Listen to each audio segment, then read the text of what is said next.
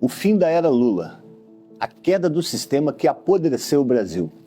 O Brasil está diante do esgotamento de um ciclo histórico. Não estamos assistindo apenas o desgaste de um presidente. Estamos vendo ruir, diante dos nossos olhos, todo um sistema político construído ao redor de um homem, Luiz Inácio Lula da Silva. Porque Lula nunca foi apenas um político. Lula sempre foi um rosto de um projeto de poder.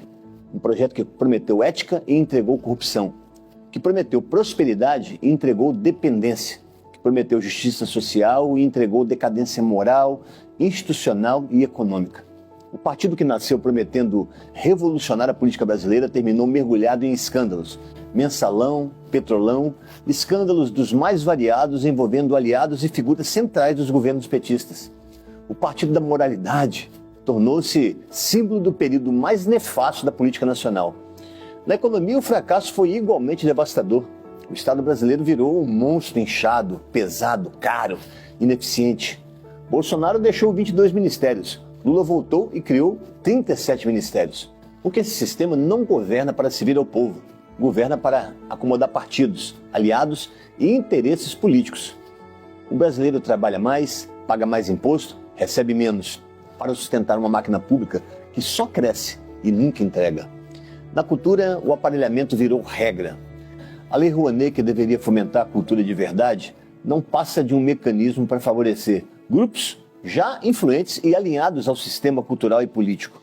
Enquanto isso, artistas independentes e talentos reais seguem esquecidos.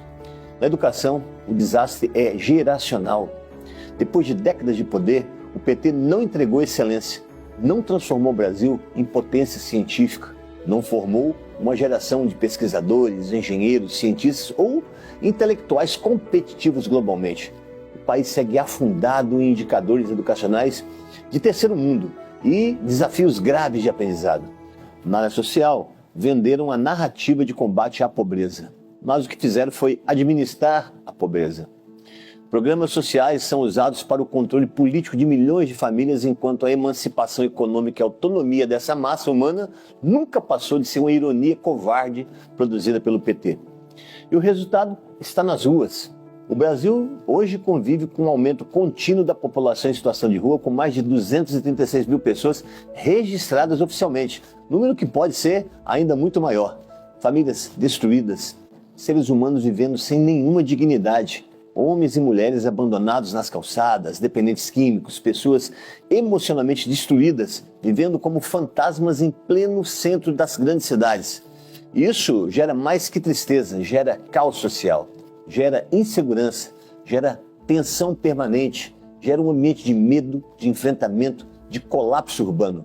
O cidadão comum já não consegue exercer plenamente seu direito de ir e vir, já não consegue usufruir dos espaços públicos com tranquilidade, já não consegue viver em paz em muitas cidades brasileiras. Esse é o progresso social vendido pela esquerda?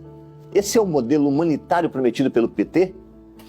Na segurança pública, o país segue marcado por violência persistente, criminalidade organizada, sensação de insegurança em todas as regiões. 50 mil assassinatos por ano, enquanto Lula amplia suas relações com estados narcoterroristas. Na infraestrutura básica, o vexame é ainda mais revoltante. Décadas de poder e o Brasil ainda convive com dezenas de milhões de pessoas sem acesso adequado a saneamento e coleta de esgoto. Estimativas do setor apontam mais de 90 milhões de brasileiros sem coleta de esgoto. É gente adoecendo por falta de esgoto tratado. É criança crescendo em condições indignas. É família vivendo em locais sem um mínimo de dignidade sanitária. Depois de tanto tempo no poder, como explicar um país ainda tão atrasado no básico? No meio ambiente, o discurso também não encontra coerência plena na prática. A degradação ambiental só aumenta enquanto a fiscalização diminui. Enquanto isso, a população assiste grandes conferências, promessas internacionais e discursos ambientais, como a COP30, um teatro de terrores onde a maior marca foi, para surpresa de quase ninguém, a corrupção. Politicamente, o dano é o maior de todos. Lula ajudou a consolidar um modelo onde o fisiologismo virou regra. O Congresso potencializou seu perfil de balcão de negócio. O Senado virou espaço de conveniência. A Câmara virou moeda de troca. Emendas bilionárias, fundo partidário cada vez maior, negociações de bastidor, toma lá da cá institucionalizado. Davi Alcolumbre e Hugo Motta são hoje a expressão dessa velha engrenagem de poder. Mas todo sistema decadente chega ao seu limite, e esse limite chegou.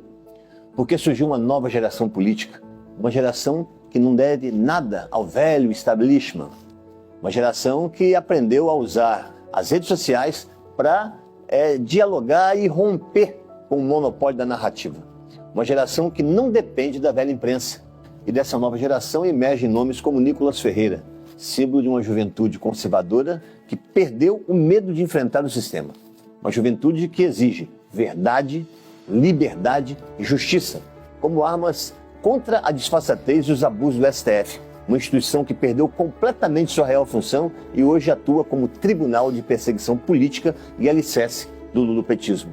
Porque a próxima eleição não será apenas uma eleição comum, será um referendo sobre tudo isso, sobre a disputa entre o velho sistema e uma nova geração, entre o Brasil do atraso e o Brasil da reconstrução.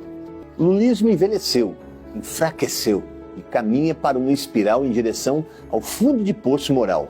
Perdeu a legitimidade, está esgotado diante da maioria do povo brasileiro. Esse sistema vai cair e com ele não cairá apenas um presidente, cairá todo um modelo de poder. A vitória de Flávio Bolsonaro representará justamente isso. Não apenas uma derrota eleitoral do Lula, mas a substituição completa do sistema político que marcou essa era. O fim da era Lula será o fim de um ciclo, o enterro de um modelo e o nascimento, se Deus quiser, de uma nova etapa na história do Brasil.